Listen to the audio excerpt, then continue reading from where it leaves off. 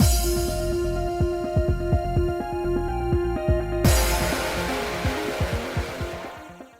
guys, it's This is Sims, and we are back with more Virche Evermore. Continuing Lucas's route, and we just started off into his perspective, and he's about to tell us why he hates relivers and stabs them all. I mean, just doesn't want to become a reliver. Exactly, sure. Anyway, Nadia and I were born to reliver parents who lived in Cheetahs. One a former royal guard, the other a teacher. My parents acknowledged each of their strengths. As proof, I married in a way that made them like sworn friends. They weren't in love, but we were born, so I assumed they got along, and we too got along well as a family. When my younger sister Nadia, who looked just like me, was born, I was so happy I was about to cry. I mean, a little strange that you're just so happy that your sister looks like you. That's a little strange thing to be happy about. Also, I mean, to be fair to him, like, oh, our parents just basically kind of decided it was an arranged marriage and it would work out for them. And he's like, I assume they got along because we were born. It's like, I mean, I'm assuming they got along well enough because they decided, like, yeah, this is a marriage. It'll work out. That's cool. Sure. Like, we're not in love, so we don't have to worry about when we become relivers that we fall out of love with each other. This is a good business arrangement, like, as they've said, a lot of relivers do. And sweetie, Lucas, some people just don't give a fuck. They don't have to be in love to have sex. I'm just saying. Some people are down to pound, all right? They don't need to love the person that they're with. So your parents were like, yeah, I mean, you're cool. We could have a good arranged marriage. That sounds great. And like, yeah, I guess I wouldn't hate fucking you, so okay. You know? I mean, back then, I didn't have any particular thoughts or prejudices about relivers. I simply assumed that one day, be like our parents and continue to revive forever. That thought changed when I became a witness to a certain incident in Cheetahs. It was at the time when Nadia, who was born weak, was admitted into a hospital yet again. I went to the marsh nearby so that I could find a gift that I could take to her. It was then that I saw a friend who was known as a brother, pampered and loved his younger sister in the same way that I dote on Nadia. But one day he became a reliver.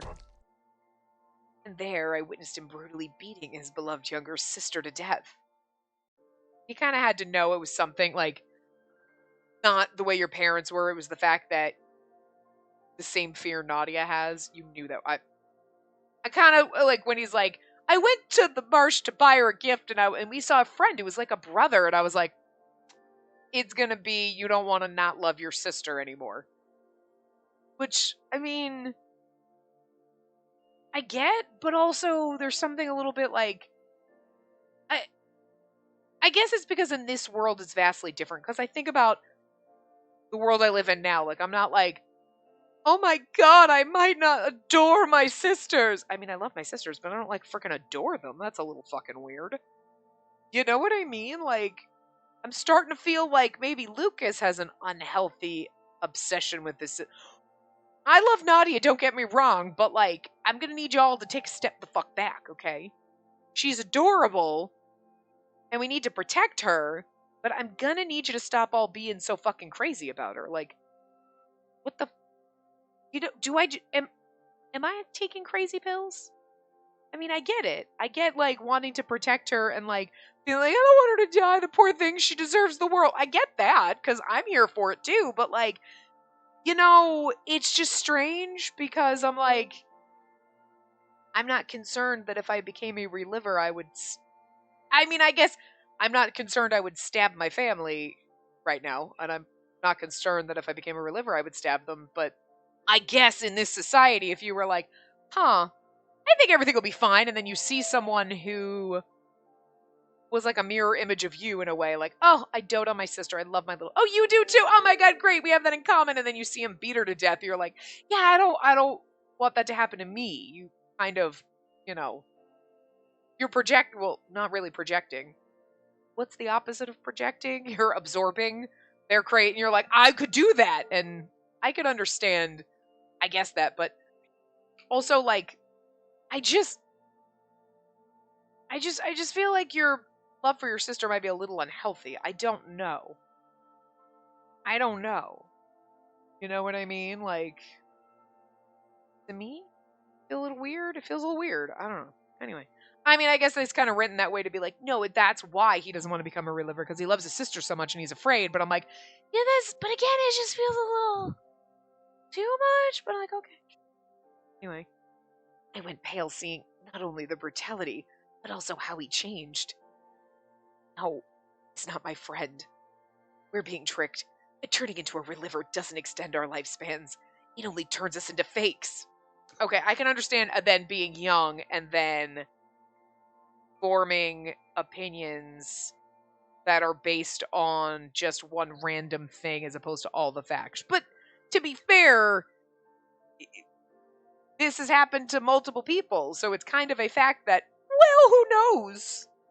You might be fine and you just won't adore your sister, but you'll still be like, no, I care about my sister, great. Or you might stab her to death. Who knows? You know what I mean? That hatred and disgust I felt was when the hatred and disgust I felt then was the source behind why I came to deny relivers. But this also sounds like why you stabbed them in the chest and ripped their hearts out. I'm just saying. But unlike me, my parents had blind faith in reliver technology. Around 8 years ago, that explains why he pieced out. Since Nadia was born weak, every doctor who examined her told us that she could die any moment, and didn't even look into it further. My parents, therefore, opted to extend her life by turning her into a reliever. But Nadia, as young as she was, sensed what it meant to become a reliever. Also, she was only 4 at the time, 8 years ago, because she's 12. So, like, you're going to turn a 4-year-old into a reliever, she will permanently always be fucking 4. Even if her brain progresses, like, okay, she's a reliever now, I'm like, okay. And then she lives 10 years, okay, so now she's 14 mentally in a 4-year-old body. She will always be in a fucking 4-year-old body, and I'm sorry, that's fucked up. I know you don't want to lose your daughter, but don't you think it'd be better off for her, like, well, unfortunately, if she only lives to 10, it's better off to let her go at 10 than she's a 50-year-old woman in a 10-year-old body? I mean, Doug can get away with it. He's 15. I mean, but fine. You know, but like, that's going to drive him a little crazy every once in a while to be like, I am like 42 years old. I'm in a 15-year-old body. It kind of sucks. You know what I mean? But like, there's some people like, nah, it was really cool and youthful. Like, I mean, I don't want to become a reliever and be in an 80-year-old body all the time. But like, you know, I'm not that I'm in one now, obviously, but like, I don't think I'd want to become a reliever and pop back into my 15-year-old self. Like, fuck no. Like, you know, I guess to be fair, 15 is really not that bad in this world because 20 to 21 is probably the average most people are. Like, because you never know when it's going to start to hit. By 23, you're basically dead. You got a countdown clock. So, like, people might be 21, 22, 23, but you could say, like, anywhere from 20 to 23 is probably the average that the bodies of people are. You know? So 15, you're like, if you're... But, like, 4? That's fucked up. Permanently being in a 4-year-old body? No, I think that's cruel. That's fucked up. That's leading to all sorts of problems. Some of which are now flashing in my head with the trigger warning, like the obsession with a minor. Well, I mean, could you imagine her being a reliever? And she's like, actually, I'm 32 and a 4-year-old, but that's disgusting. Stop it. Okay, let's not even. So, you know what, Lucas? I'm with you for kidnapping your sister and just letting her live out her weak, sad little existence. Because she's happy, at least. And she's not going to be a reliever at 4. That's fucked up shit. Your parents are crazy. Anyway. She vehemently refused my parents' proposal. I too prioritized her choice, and after extended argument after argument, I ran from home with her on my back to find a way to cure her for good. I can't blame. I'm with you. Good for you.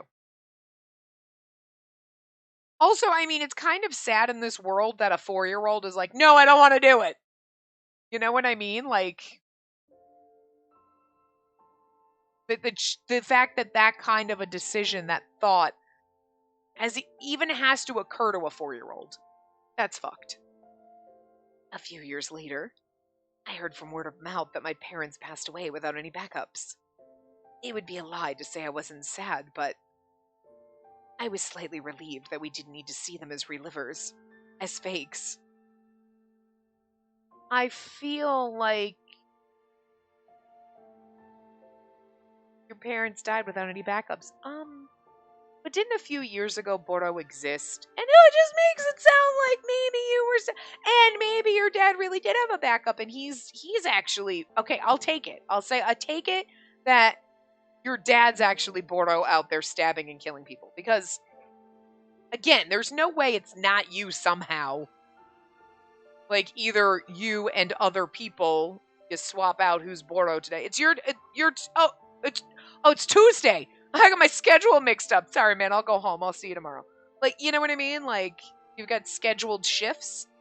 Or it's his dad. Because, like, there's no other explanation for the fact that you reused Lucas's goddamn sprites.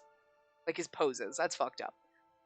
But Lucas being Boro would kind of explain, like, oh, I'm so sad that my parents are dead and they didn't have backups. Because he's stabbing relivers and there's no way to bring them back.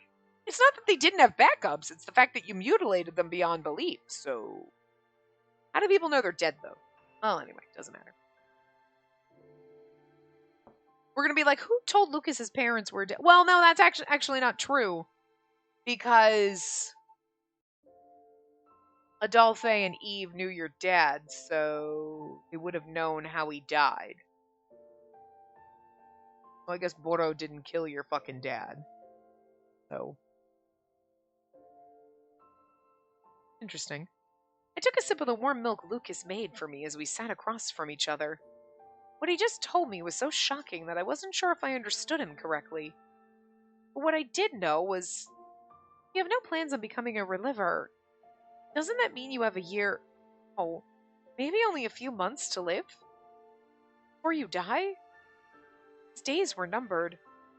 Yes, death is inevitable. He confirmed it in a calm voice. I mean, to be fair to Lucas, at least he knows when he's gonna die. Well, a few months left. Which is, like, terrible, but in her mind, it's like, but if you don't become a reliever, you could die any day. Where otherwise you get to live for another 23 years. But let's just say you lived in the real world right now, and he's about to be 23. Doesn't mean he's not gonna die tomorrow, and if some kind of freak accident, he's gonna live to be, like, 50. You don't know that. You know? He at least knows. Tick-tock. The clock's ticking. I'm not saying that's a better way to live, because having that weight on your shoulders, like, the whole, like, live every day like it's your last. It's like, if you actually thought that tomorrow could be your last day alive, like, I think that would eat at you and drive you crazy. But that doesn't necessarily mean you shouldn't, like, enjoy every day because it could be your last. But when you put that weight on, like, tomorrow could be I have to do everything I want to accomplish today, like, that fucks you up a little. So, like, you know. But there's still no guarantee, even if you live like normal human beings, where you live till maybe 80, that he's not going to drop dead tomorrow. So, you know. He confirmed it in a calm voice. Still makes it sad that we only have, like, a short period of time to love him before the game is going to kill him. You know it's going to kill him. He doesn't want to be a reliver. He's going to die. Paramanthus kind of died, too. We can hope he was in there, but... I mean, was he? I don't know. I've already asked Dr. Capucine to take care of Nadia once I'm gone, so I do think everything will be fine. I couldn't just shout why. The truth that he won't die... that he would die soon rang through my head like clanging metal. Okay, this is where you just kiss him. No, just him. His parents wanted them to extend their lifespans by becoming relivers. Wait, Nadia too? His nod expressed his sorrow. Why hadn't I noticed? I never thought of what it meant that Nadia spent every day and night at that hospital. Girl, seriously? Okay, I can't make fun of her for it, or be like, that's stupid, because at the same time you'd be like, I want to not think about it. That's why you didn't. It isn't the curse afflicting her, but rather an unknown terminal disease.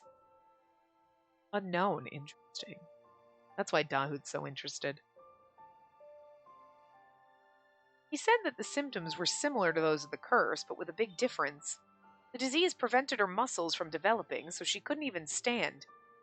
Her bones were rotting from the inside, and the organs required for breathing and eating were having functional problems. Extreme. Complications also put her at risk of dying from even the common cold. The technology of this country was unable to cure her, and her speaking was already a miracle. So even if she continued to receive medical treatment, it wouldn't be for long. He ended his explanation by sadly saying she faced discrimination from the unusual nature of her illness being so unlike the curse. It's kind of funny that in this place where everybody gets sick and dies, everyone's like, oh no, I got that freak kid away from me. Everyone is already like slowly dying from me. It's like, these people are fucked up. Horrible. Yeah. I never knew she was fighting such a disease. But it's not that we've given up hope just yet. He said it as though to recenter himself. I'm already working with Dr. Capucine so that she can live for as long as possible.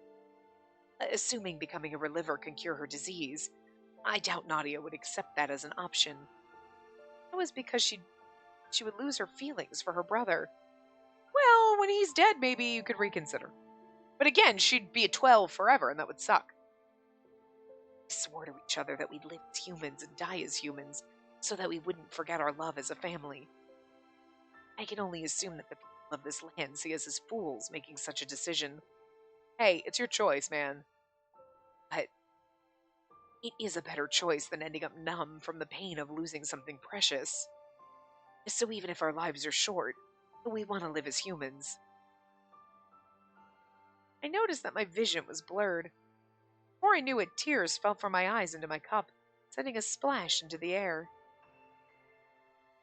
Oh my god, are we gonna get a fight? What's happening? Oh, we're just flashing back on their adorable fucking siblings. So stupid. I had brought misfortune to everyone and learned how precious life truly was. Yet I simply assumed that one could just back themselves up and become a reliver. Well, that's not really an assumption. It's the assumption that one would do it. Because they can, they just don't want to. I saw dear life that could be lost, but not life that could be revived.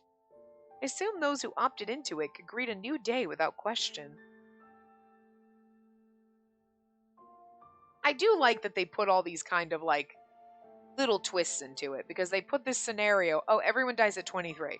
Okay, so we have this reliver technology where you can like clone a new body. Okay. So why don't people do that? Well, okay. Because that sounds like the perfect scenario. Well, not perfect, obviously, because like people dying at 23 kind of sucks. But hey, we figured out a solution to the problem. Okay, well, except for the fact that you can lose your emotions, you can become a little bit crazy. It's not a perfect thing, even though, Ryan, you invented this fucking technology like fucking 80 years ago, dude. Like, did you think you should have made some advancements by now? Again, what is with it? I can't wait to get down his route because I want to be like, what the fuck is with? I want to shake the man. Will you do something? You have the knowledge to fix this. Why don't you? What is stopping you from fixing this, sir? I mean, sometimes I feel like it's just lazy. I'm sure there's some kind of explanation of why. Because, like, putting this problem in there, like, well, I don't want to become a reliver because I've seen what it does to people and I don't want to kill my sister because I become a crazy person. Like, it's one thing to be like, oh, I might be like, oh, that's my sister, okay. And have no emotion toward her. It's something totally different to think somebody that you love you're going to, like, beat to death. You know what I mean? Like, there's a difference. He might still elect to not become a reliver, just becoming a robot, but... And if it was like a 1 in 100 chance, but it seems like it's a little more common the more you go through this, where there's just more and more instances of like, yeah, these relivers, there's a lot of problems with this. Ryan, what are you doing? Is it Cheeto dust? Are you eating Cheetos while you do this? And like the Cheeto dust is getting into people's genes and like making them crazy. Like, what is happening? Anyway, I didn't know what went through the minds of those who treated every second as special. I took a deep breath. Somehow forced the words, "Please don't die," back inside my throat, and roughly wiped my tears away. So then, I need to get everything resolved right away so we can spend as much time with Nadia as possible. I spoke with a shaking voice. I had personally never seen relivers as fakes before, but I knew I couldn't convince them based on what he just told me. I was probably just trying to satisfy myself, but I wanted to say words that would uplift them, not words of grief of their coming deaths. Our kind soul. Spacey, thank you for not denying our feelings. I ask that you please be a good friend to her after I die. And to you, I ask that you make a choice that you won't regret. I will depart this world before you, so I'll watch over your life and the choices you make. That sounds ominous. Like, please don't watch me all the time. That's strange. That's so unfair, Lucas. You said that with such a bright and happy smile. Now I can't try to convince you not to die. You just kiss him already. For God's sakes, don't wait till he's about to die. We need to enjoy our time. Tell him that you love him. Be like, listen, we need to talk about something then. Nadia thinks you're writing your diary about how I'm your angel and you're beloved. Is that true or not, bro? Because if it's true, let's just fall in love right now, okay? Make your last couple of months great. It'll traumatize me more when you die, but it's fine. Whatever. I'd rather have these few months and then be traumatized when you die than traumatized when you die and think, fuck, I should have just romanced him while I could. I'm just saying. Let's get on the ball here, okay? The clock is ticking. Literally. I hadn't done anything, yet he was patting my head gently like before.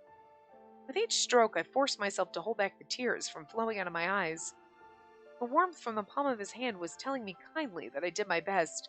Although for Lucas, he's probably like, I'm gonna die soon, so like, as much as I love you, I'm not gonna put that on you because I don't want you to be sad when I die, but it's like, shut up and kiss me already.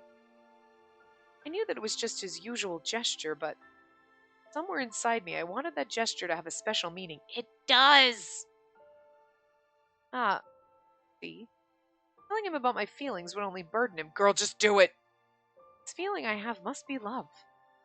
Oh, we're both so stupid. This is the angst of the game. It's not the fact that we're going to have a happy romantic moment and he's going to drop dead. That sucks. But it's this. Son of a bitch. Is his fucking bad ending going to be that we don't confess our feelings to him? Because I will throw something.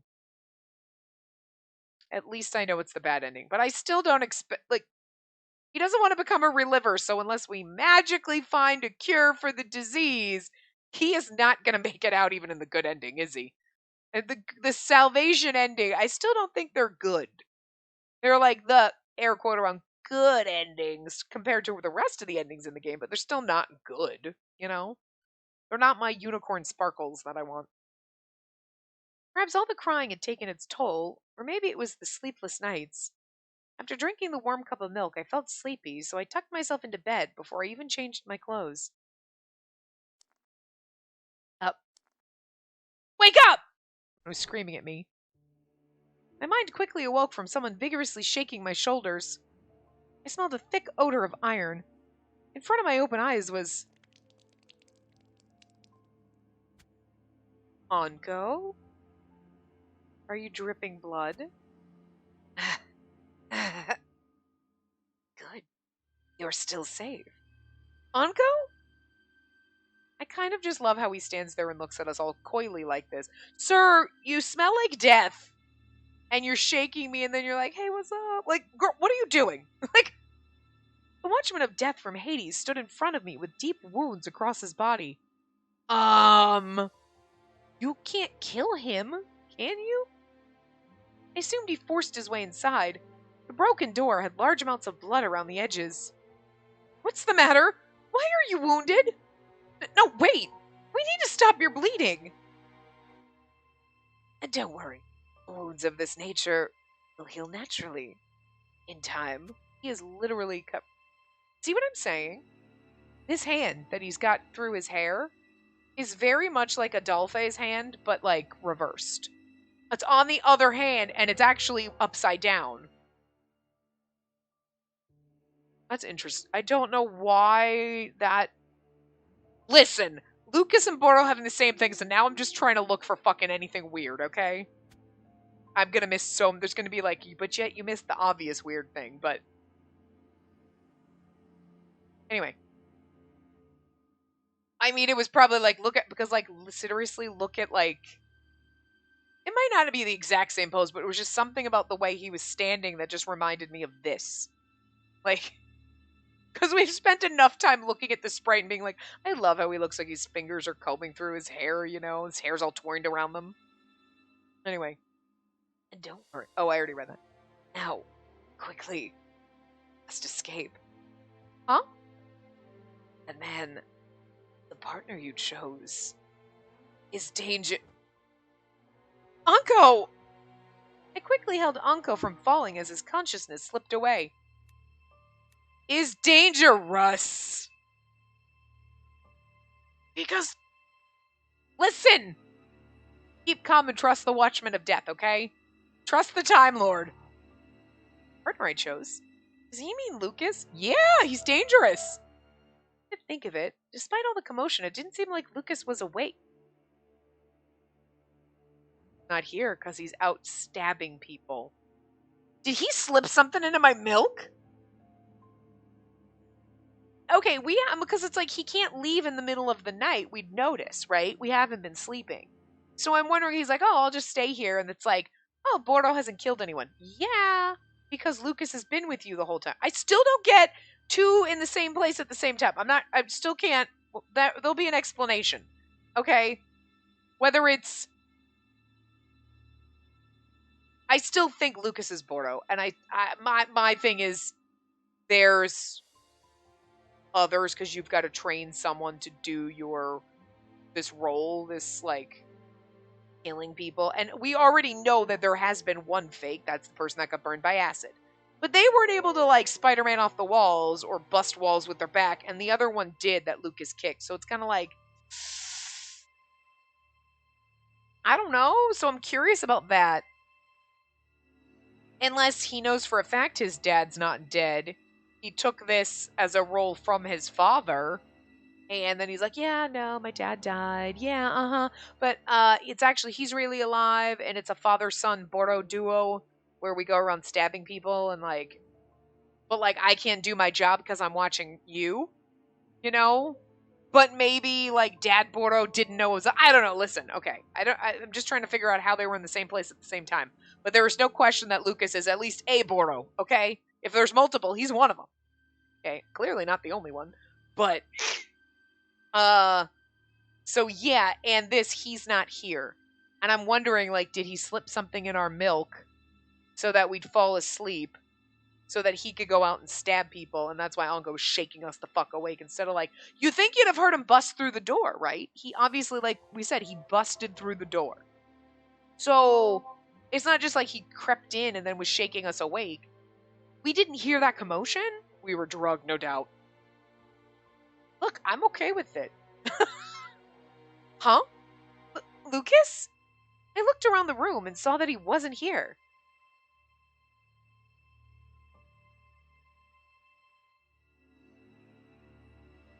Now, he must escape. And that man, the partner you chose, is danger.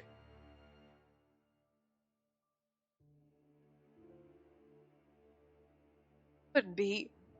Did something happen while I was sleeping? I'd been having a hard time sleeping, but I fell asleep tonight of all times. Adolphe and the others immediately came to mind, but the transmitter that should be on the table was nowhere to be found. Because he took it so you couldn't call anyone. What? What should I do? Oh, Jesus. Stay inside. Go. I don't think we should go inside. I don't think we should do either. Staying inside is like, stay inside where the murderer can block the door and we're fucked. Go outside where we're going to get stabbed instantly. I mean, where's the run upstairs? He doesn't have an upstairs, but that's the best choice in a horror movie. I.e. the worst one. I don't know. I do not fucking know, but either one of these is great. Oh, God. Save file 1. How many save files does Lucas have? How many did, Oh, well, Mathis had 2. Okay. We're saving backwards. All right.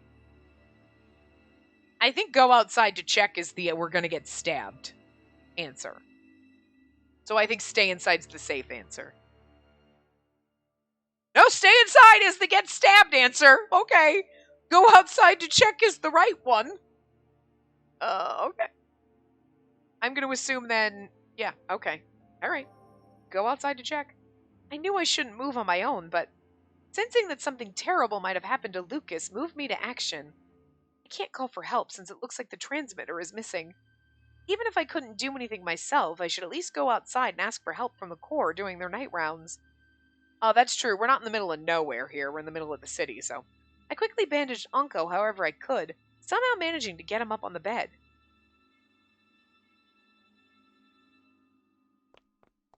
Lucas, please stay safe. Don't leave Nadia behind. Oh, Lucas is safe. He's dangerous, remember? Not in danger. He's dangerous. I ran out into the night to search Cohen for the person I finally realized I loved. He's out there murdering. It's fine. He's working. It's his night job, girl. He's got a night shift. I kept running and running through the silence when I heard the lost transmitters blipping coming from one of the alleys. I looked around for a moment to make sure there was no one around. Are we getting to the end where we find out he's Boro? Like, all of us, like, really? I don't know. I don't want to scroll up in the guide and ruin anything, but, like, we're only in chapter 2, right? I thought you've got, like, I thought there was, like, it said, like, 4 to 5 chapters for each person, so. Lucas?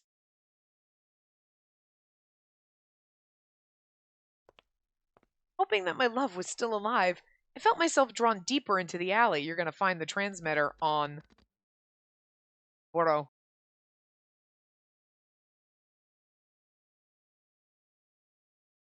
Lucas, Spacey, sorry to bother you so late. If you're sleeping, replay this message when you wake up in the morning. I was like, why is Adolphe talking? I'm like, right, the transmitter. Duh. I just received word from Cyan. He was able to confirm who Boro killed that night. He also discovered a commonality among the victims, which is they were all relivers. I think we already knew this. I feel like this is not new. Okay, was I just making that assumption? Or was that something that kind of we found out in Mathis's route? And that's why I know it. But I'm like, duh. Duh. Adolphe, where the fuck have you been? Where the... And looks like he's targeting relivers that are funding the Institute. I doubt you or Mathis will be targeted since you two are still human. But keep your guard up and... An eerie red bloomed. Told you. Look at that earring. That's fucking Lucas. And it's a CG, guys. Ah, God. I was able to once again purify these demons so that their souls can be sent to heaven. Are we shocked? Oh, I'm sorry. Wait. Oh my God, no, Lucas, what are you doing? I did not expect this. Was that... Oh my God, guys, Lucas is Boro. What the fuck? Was that better? I don't know how there were two in the same place at the same time, but I'm thinking father-son duo. But I don't think it's... Unless he's like, oh, my parents were relivers and we moved, unless my mom was a reliver, so my father killed my mother. I don't know. Or a trainee. Well, someone's got to do this when I'm dead, basically. I'm just saying, that's the only explanation, but... Right. I know what they were trying to do. You're in Lucas's route, you see Boro, and then you see Lucas and Boro at the same time, and you're like, oh, obviously it's not him, then. I must have been wrong. Nah, motherfucker, I'm not stupid. You can't bamboozle me like that. You gave Sprite 2 of the same poses. Like, I pray for their souls, and that they'll be reborn as angels and not make the same mistake again. I love it. Are you going to turn around so we... Oh, there we go. Oh, look at the crazed eyes you have. Oh, to be out at such a late hour. You really are a bad girl, aren't you? Oh, okay, I'm sorry. But, like, sir? Hot. The crazed look and then, oh, you're a bad girl. I mean...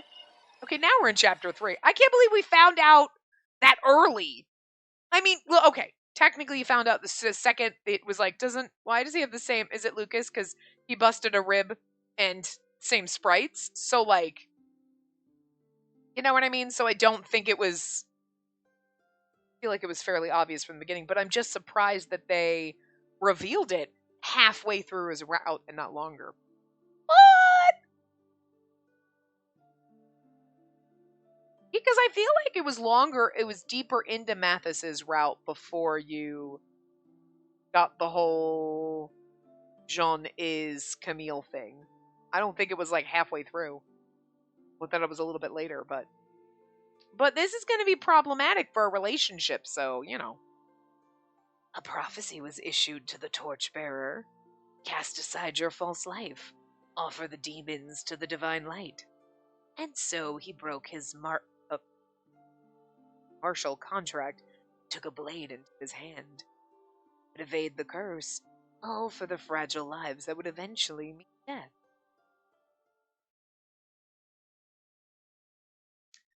Evade the curse?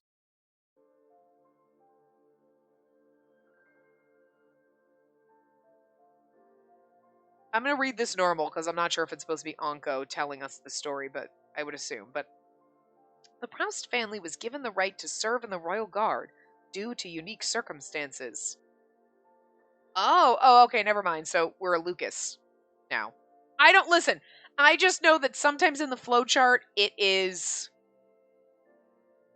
in the common route it was Anko that was doing the narration, but this is obviously Lucas, so I don't know if it was always Lucas and then or a switch. I have no idea, but whatever. Anyway, our family, for its strength, a bloodline gifted with extraordinary power. Each generation was blessed with muscles so superhuman they could crush stones with their bare hands. Okay, so that's what I said. He Jesus juice. He was just born with it. Not Maybelline. Born with it. But one can see that was true just by looking at my father, who was as large as a bear. But I, Lucas Proust, took after my mother's feminine beauty, and yet... Not again! I can't control myself! Nearly everything I touched, including walls, could be damaged with just a light tap. I was blessed with abilities far exceeding anyone in the Proust family. The strength that did not suit my outer appearance. I kind of love this, though.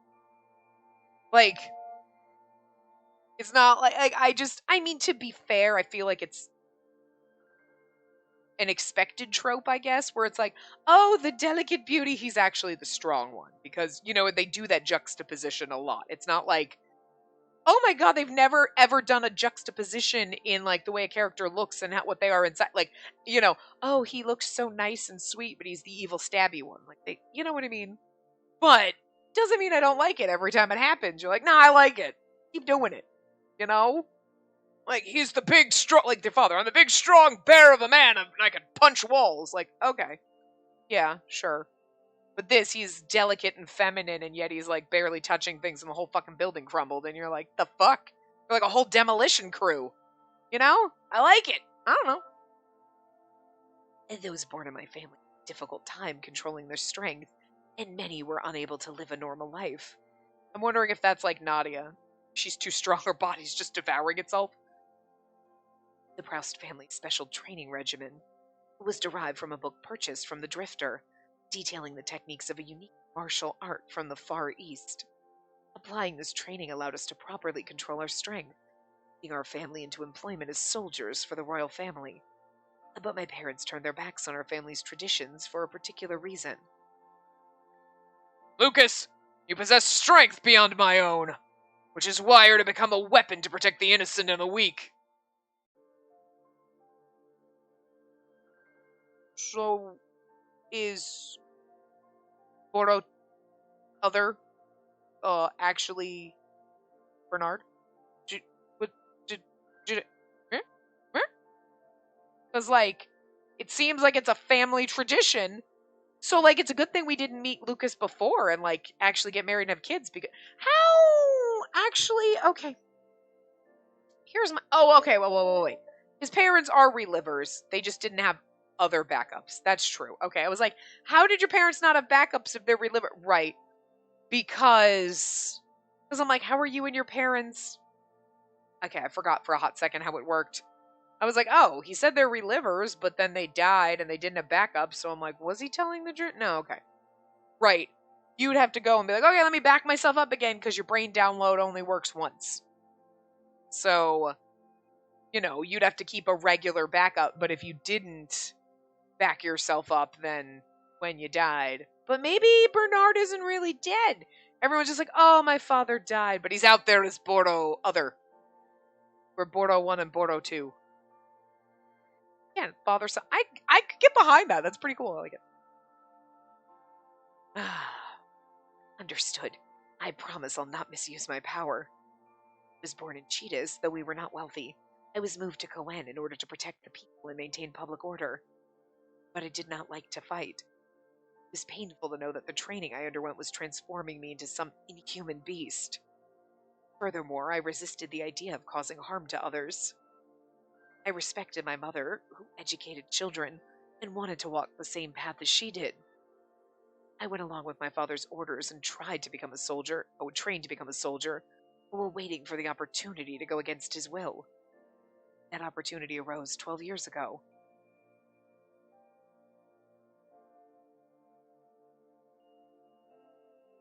A life was born that day.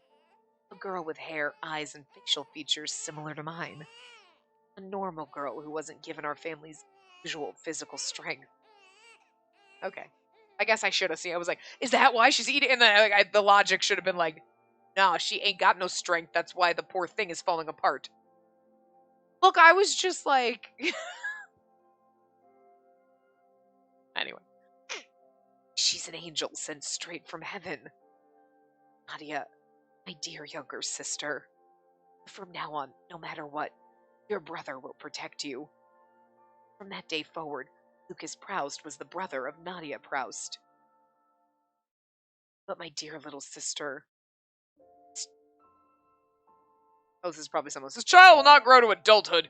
You'll only waste money trying to keep her alive. If you really want to keep her, you can raise her just long enough to begin the reliver process while she's still young.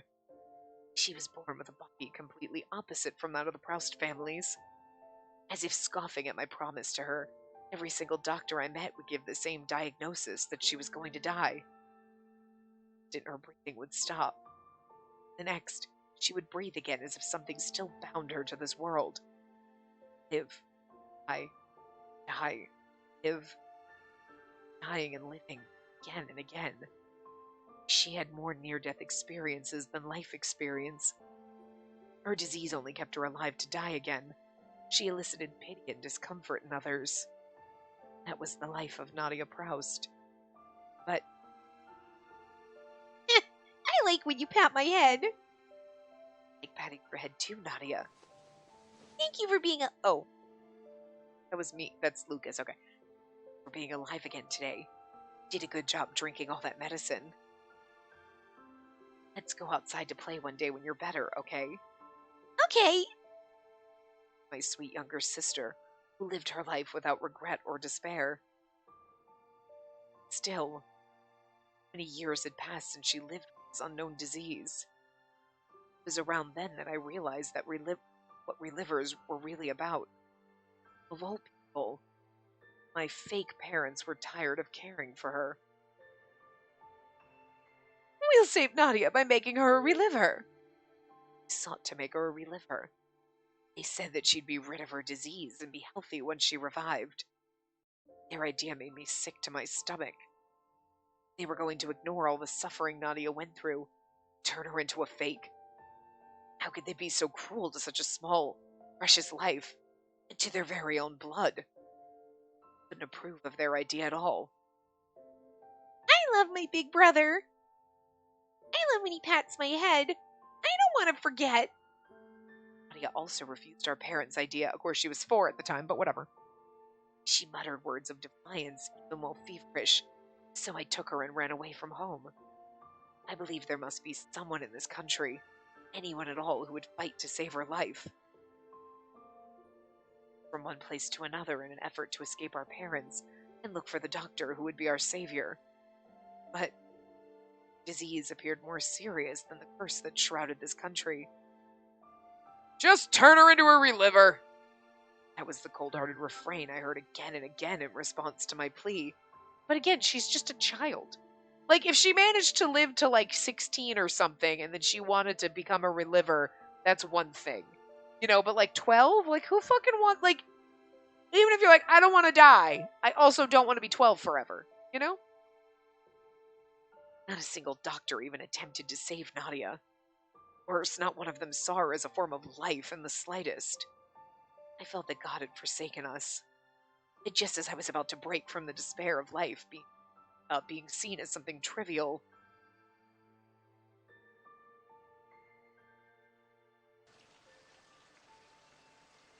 I'm wondering if this is supposed to be Capucine.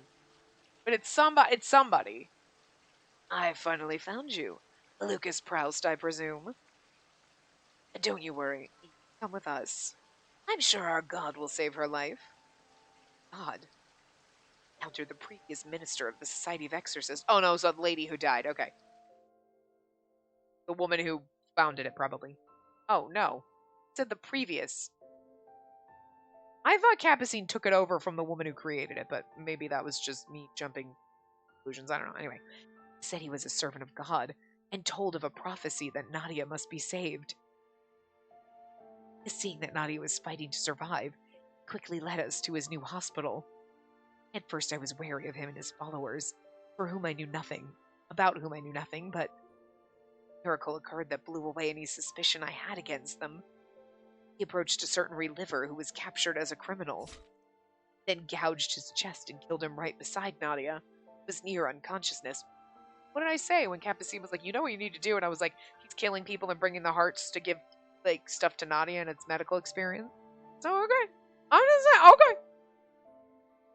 Suddenly, after all the other doctors gave up on her, Nadia's condition finally started to stabilize.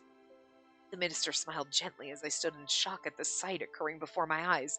So there was a woman who created the Society of Exorcists. Now this guy, and then Capucine took over for this guy, I guess? Because this isn't Capucine, because he would have said, see? This is the power of faith, the divine work of God. Your sister is a precious life chosen by God. Have faith and offer yourself to God. I'm sure our God will bless Nadia with divine light. Offer myself. It's to save Nadia. I'll do anything. I want to show my faith in your God. Okay, so then the other people out there killing, there is multiple Boros then. It's not Daddy Dearest. Damn it, I was really hoping it was like a father-son duo. That would have been fun. It's Lucas. Okay. But that time we were in the streets, it was somebody else because there's more than one. You know what I mean? And like the guy that was running that we hit with the car and then died of acid, like was just not as awesome as Lucas or even other Boro that Lucas kicked off of us. You know what I mean? Although to be fair, Lucas kicking him could have been what broke the wall. I think the guy's back would have broken, and then he did leap up a building, so. Listen, they're just teaching him how to Spider-Man, okay? I want to show my faith in your God. I sought salvation from the minister. It's quite simple. Smite God's enemies. Demons that mimic the souls of humans. Our God knows that those who seek salvation as relivers do so by clinging to their twisted lives and becoming more and more impure. Which is why we want you to fight the source of this evil. Purge the land of demons and return them sinless back to the heavens. Yeah, it makes more sense that this is definitely not Capucine, because he's like, yeah, I wish I could, like, wrangle in the exorcism, but I ain't got time for that shit. Yet at the same time, he knows of their mission, he knows exactly what Lucas is doing in order to save Nadia, but he could believe in the prophecy. You know what I mean? Like, oh, Nadia's like a prophecy, because that's what this guy said, so. And he's more interested in, like, yeah, I took over, but I'm more interested in the science than the, like, Jesus shit over here. You know what I mean? Like, he's got his priorities. They might be weird. I mean, Lucas's priorities are stab people that thinks goes against his religion, which is, I mean, that's pretty fucked up. That's the real world in a nutshell. Lucas Proust, child of our country's family of strength. We ask, for our sake and your younger sisters, that you use your power for the greater good. There's only one answer to his request. It meant saving my dear younger sister. Understood. Of God's will, we're rewinding again. I would embrace any chance of a miracle. It's proof of my servitude is to offer the hearts of the demons to the heavens and strike them with a dagger as punishment. A ritual of purification to show my faith in God. Purification, a ritual conducted by Boro. The process involves Boro offering the hearts of demons to the heavens and stabbing the victims in the chest with a dagger to signify punishment for their sins. I mean, again, what do we say from the beginning? It's probably some religious shit. And I think my assumption was he's killing relivers because he hates them, because we already knew Lucas had ties with the Church of Exorcists, and I think that was a logical leap. So, yeah. And the additional part is because killing these heathens is going to save Nadia, because, this guy did it right in front of him next to Nadia, and it's like, oh my god, and now she's magically better. So it's like you think that stabbing them in the hearts is somehow helping. Okay. All right. Crazy, but sure. Then Nadia's symptoms worsened. I would follow the minister's instructions and purify the demons again and again. I mean, that's a crazy way to control him, but it's working apparently. Each time Nadia would recover and remain in this world. My deeds were also my beloved sister could live as a human for as long as possible. I feel like it's coincidence, unless you're bringing the hearts back and Capucine's doing something with them. Because I mean, that makes sense. These people are relivers. Their bodies are cloned, right? So there could be something in these cloned, quote unquote, fake bodies that they're able to extract somehow and give her as almost as a medicine. You know what I mean? That keeps her alive and keeps her going. It's not fully reviving her the way it would do a reliver, but it's almost like, we're giving it to her and it's not the same. It's not giving her the same effects, you know?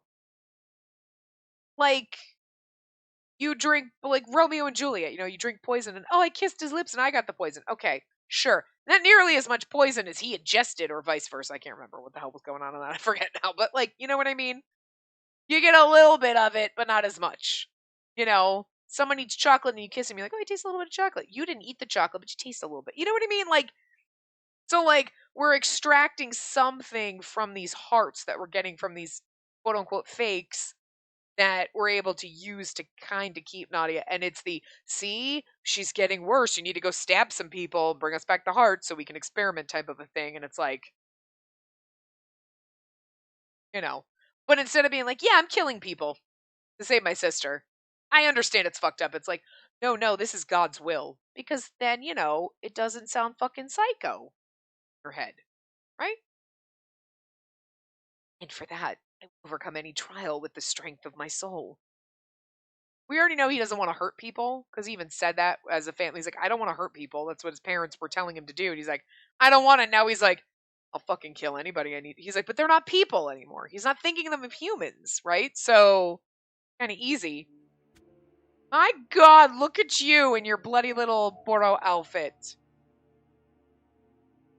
Oh, and we have the little, church thing over here. It looks like a wedding is happening with, the little flowers on the pews. And then a science lab over on the other side. That's insanity. The juxtaposition of this background, you're like, I feel like it's split down the middle, but it's literally just the wall, but it's so weird. It's jarring. As long as I continue to purify, God will save Nadia through another miracle. I think it's called science, but sure. I never knew the strength of my cursed body would be used for such a purpose. I also do like our little, now we've got our hair in our high little ponytail. Seeing him clasp his hand and offer a prayer to the heavens and to chill down my spine. Yeah, he's a stabby psycho murderer, but you're still kind of into him, right? I get it. What did I tell you? There was no way you... There's no way you were going to hire this Daisuke to voice a character that isn't stabby. I'm just saying.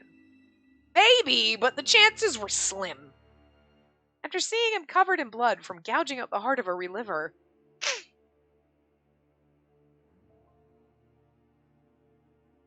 Oh, and there's a spiral staircase that goes up to like a pulpit or something there. That's like interest. There is so much weird shit going on in this background. I lost consciousness and awoke in a dark place with my body restrained. From the looks of it, it seemed my hands were tied behind the chair I was sitting on. Oh, we're gonna be in captivity again? Were we in captivity this long in Mathis's route, maybe? And in front of me, my teacher was talking about his terrifying ritual while Dr. Capucine stood beside him with an air I'd never seen before. I'm sure you understand now. Each time the presiding minister heard God's voice, we sent a messenger to those deemed evil to have their souls purified. The ones carrying out God's will is Boro, his Proust. Executioner indeed. Boro, 3. The true identity of the criminal killing relivers was found to be Lucas Proust. I'm still curious as to how they got in the same place at the same time. Lucas Proust, 3. He works as Boro and is a member of Society of the Exorcists.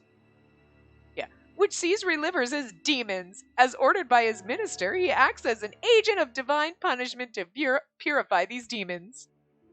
Dr. Capucine chuckled as his shoulders shook with glee. I could hardly see him as a doctor anymore. In his hand was the heart that Lucas gouged out of that reliver back in the alley. My head ached and my ears rang. I love this, I'm not gonna lie. We already knew what Luke... I already knew, but I want to be it took a dark twist. It was setting up for this, and I knew it was going here, but it's all of a sudden and here we go. We're going to delve right into it. They just shoved you into this pool. You knew it was coming, but you're still in the deep end shit. This is great. As if denying the sight before my eyes. Wait! I somehow forced myself to speak, hoping what was happening was a lie. So what about when Boro was fighting Lucas, and when he died from the acid? Those were fakes prepared by the Society. We switched places after you and Mathis witnessed the purification. Okay. That's what I was wondering, because when Mathis and I ran away, there was that moment where Boro was doing this pose and was like, ... You know, and I was like, alright. And then he was in the alley and there was Lucas, and I was like, did they switch places? How but I was like, I don't think I said that. I was like, huh. Because when he showed up, I was like, okay. I don't know who they were, but they did pretty well, didn't they? But once I die, it would be great if others like them could carry on the mission. I'll consider it. Everything I was hearing now, the horrors were slowly destroying the hope and trust I had built in them over time. I must say, I can't believe she saw you conducting the purification. You need to be more careful, Lucas. I'm truly sorry. I had her drink some medicine to sleep, so I thought she wouldn't wake up, but it seems she was awoken by an unexpected visitor. Things began to make sense. I was so frightened by Boro from the first night that I stayed with Lucas, which meant my existence must have been a nuisance to him when he wanted to leave to kill the relivers. So in order to make things happen, he stayed by my side as if to protect me. That warm milk and his gentle reassurance was only an act. I don't know. I don't know if it was all an act, but it probably was a little fuck, I can't go out and kill people to save my sister if you're around. It doesn't mean I don't love you, girl, but I need to be able to sneak out and stab. I feel nothing now, not even anger. Ah, you mean the undying man who stalked you? But I find it hard to believe. Is this really the same man I've seen you dispose of? It's hard to believe. It's the truth. I cleaved his body in half, but he kept regenerating over and over again. Magic Time Lord. My body shook at the word undying. Interesting. We're learning more about Anko as we go. Dispose? What did you do to Anko? Go. Ah, I see. He must be that watchman of death you mentioned before. And there's no need to be afraid now. And that terrifying immortal monster who relentlessly pursued us is gone now. I sliced him into pieces and buried his remains. And all he wanted to do was warn us that you were dangerous. Aww! I don't think Anko deserved that! I wanted to be like, you psychopath! God, you, what the hell? Still hasn't swayed me. I still like Lucas. He's beautiful and stabby. Into it. Yeah. I somehow held back from screaming. What probably happened was, after I woke up and sought help, Anko must have chased after me into that alley. He probably didn't stand a chance against Lucas's power. Interesting, because, like, you figure, like, Anko is, like, all-powerful, and yet not! But he's, like, that makes him a little more intriguing, because he shows up, oh, I'm the Watchman of Death, I'm straight from hell, so you're like, you think he's some kind of superhuman or inhuman, you know what I mean? He's like a not human, basically, and yet Lucas was able to slice and dice him, so, like some kind of, like, non-human that Lucas can still destroy. That's interesting. Oh, it's interesting. It's intriguing. Okay. All right. Put that in the back burner. It was then that he died a horrible death. For my sake, that's kind of adorable. Anko gets a gold star. Okay, for that one. So, like, just, he's getting a little more points here. My fault. So, you're gonna kill me in the same way now that I know your identity? In response to my despair, of course not. I would never purify my beloved angel. He denied it with such innocence. I love how we were like, he was just pretending. And he's like, I would never purify my beloved angel. Oh my God, what would you even think? And you're like, wait, what? I love it. I mean, again, you knew, but still, it's so much fun. Huh? I'll not purify a human unless they're a bad person. And don't you remember that I only tried to injure Eve and the others before? The only reason I brought you to our headquarters is because I wanted you to learn and understand our true objective. True objective? Capucine spread his arms wide. Now then, an introduction.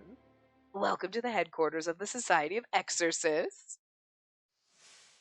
The area suddenly lit up. I feel like Capucine's voice is different every time he opens his mouth, but, like, whatever, it doesn't matter now. Ah!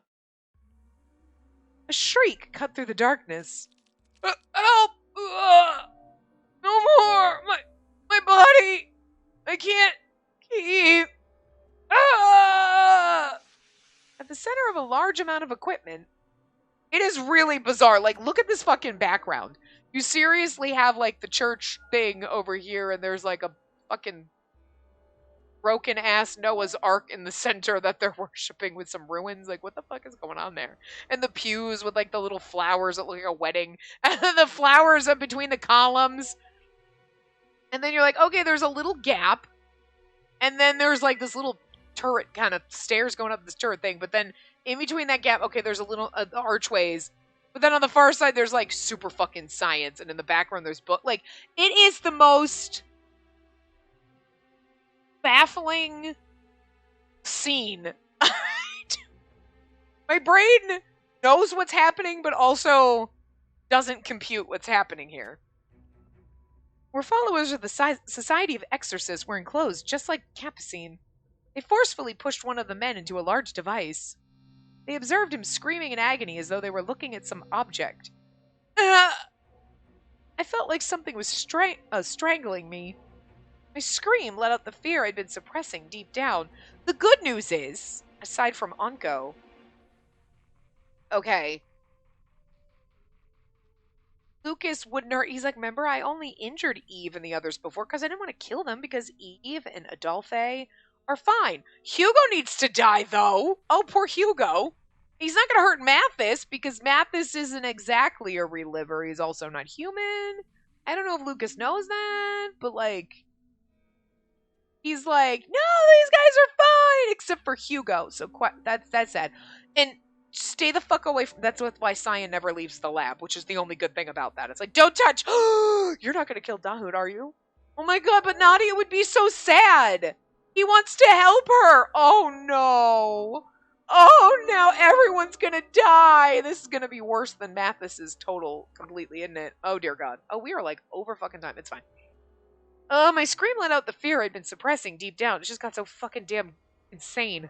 I mean, I knew it was all coming, but it still, when it happened, you're like, shit, this is crazy. This facility was built under the hospital by one of the previous ministers. While that abominable institute seeks to produce relivers in order to defy the curse of death, we instead have been tirelessly researching ways to extend our lives by strengthening our current bodies. Okay, I'm with you there. I don't think stabbing relivers and ripping their hearts out and that kind of murder is really, good. But this work that you're doing, like we are trying to find a cure for the sickness and cure the damn disease instead of just putting a Band-Aid on it. I'm here for that. I can get behind that.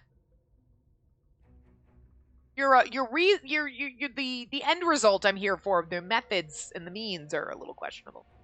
And that said, we can't have those who are pure of heart assist us with our research, which is why we're improvising, using the hearts and blood I've extracted to clone those hideous demons to use as specimens. So they also have stolen reliver technology. Cyan, you gotta keep better track of your shit.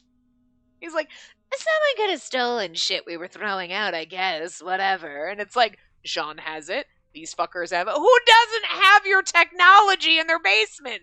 Sir, you gotta have a better way to dispose of your tech.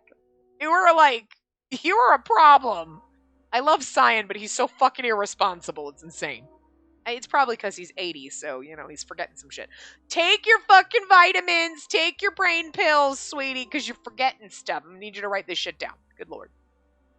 This is amazing. Just the fact that Cyan is so goddamn incompetent that everybody's, stealing shit from him. To be fair, it's probably not his responsibility, but at the same time, it's fucking hilarious. The byproduct of our experiments led to advanced medical treatments at the hospital. So they were fighting the curse of this land and exterminating the so-called demons. And that explains why. I mean, we knew. We knew what their purpose was. And that's why they're so good at, healing people and, whatever. Is because they're doing these experiments. So, true objective of the Society of Exorcists and their way of salvation for the people.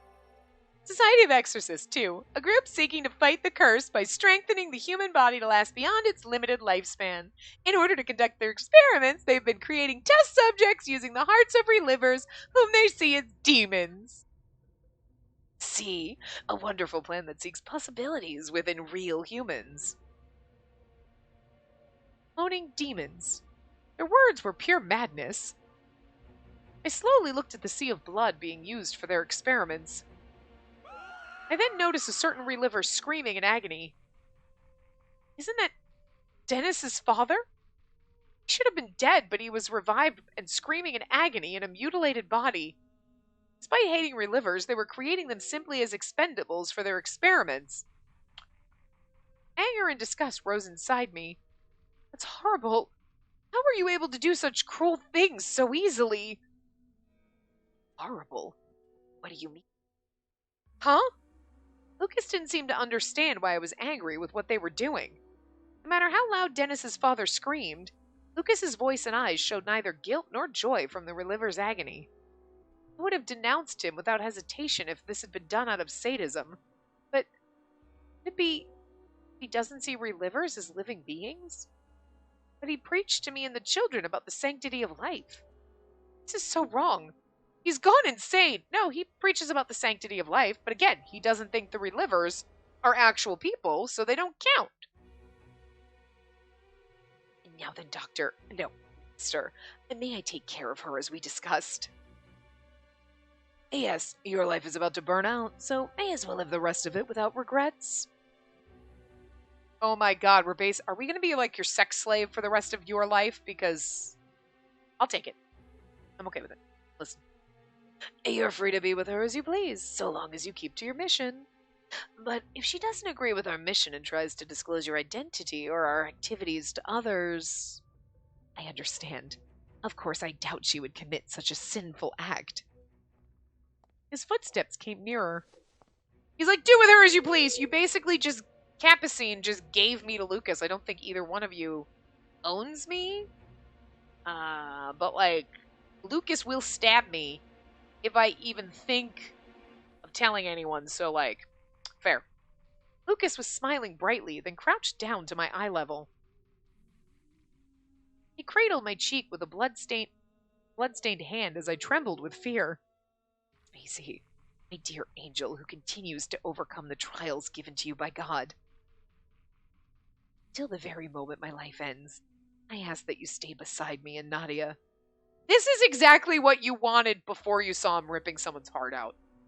Let's be fair, girl. You were like, the person I love is missing, and then you saw him, and then you're like, oh my god, now I'm afraid. And now he's basically proposing to you, and you're going to question it. And you're going to be like, I'm going to need a minute to adjust to what the fuck I'm witnessing.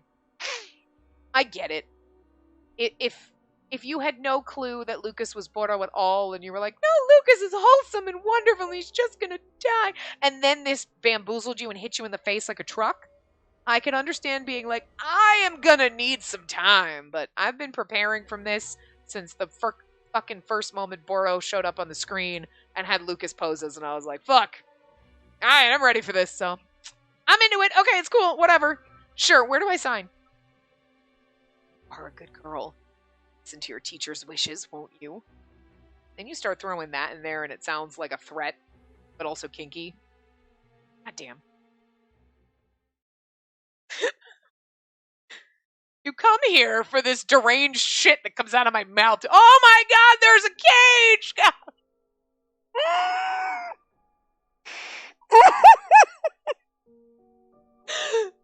Son of a bitch! I don't know why I didn't expect that! Oh my god. Some of you motherfuckers were sitting there like, wait, I know what's coming up, and you were just waiting. I feel like an idiot because I feel like in every Otome game where there should always be an expectation. You should always be expecting the cage even if it never shows up. You're like, I just always expect that there will be one. Okay, and yet I didn't, my guard was down. I did not expect, yet this is absolutely, now seeing it there, it's like, yeah, nope, that's a, not surprised. I should have fully expected that, and the fact that I didn't is a fail on my part, but made it so much fucking funnier. Oh my god, I'm gonna die, guys. There's a motherfucking cage. Guys, there's a fucking cage.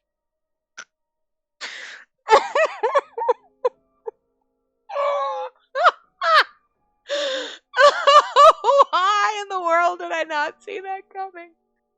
Oh, I'm gonna give myself a round of applause for not like spoiling anything of this game. Like every time I'm like trying so hard to like avoid everything about this game so I don't accidentally spoil anything. But I am just very surprised. I guess there has not been a lot of conversation about Cage Boys coming up lately. In the Otome subreddits, okay? Because usually when it's about Virche, I'm like, if it's specifically about it, I'm like, nope, back out. Don't. I don't want to ruin anything, right? Because I know we haven't played it. But sometimes you're reading things like, oh, God, who are other people that put you in cages? And then you'll just see, like, Lucas, and you're like, fuck!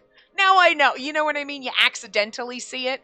But like, obviously there has been no cage talk, and I did not, and that just, so fucking glad that wasn't ruined. So fucking glad that, because that is just hilarious, and I'm sorry, but I hope it made your damn day. My reaction to seeing this fucking cage in his goddamn room. Oh my god, guys. Alright, anyway. We'll, climb in the cage in the next part, so I will see you next time. Remember to give the video a big thumbs up and climb in the cage to see more.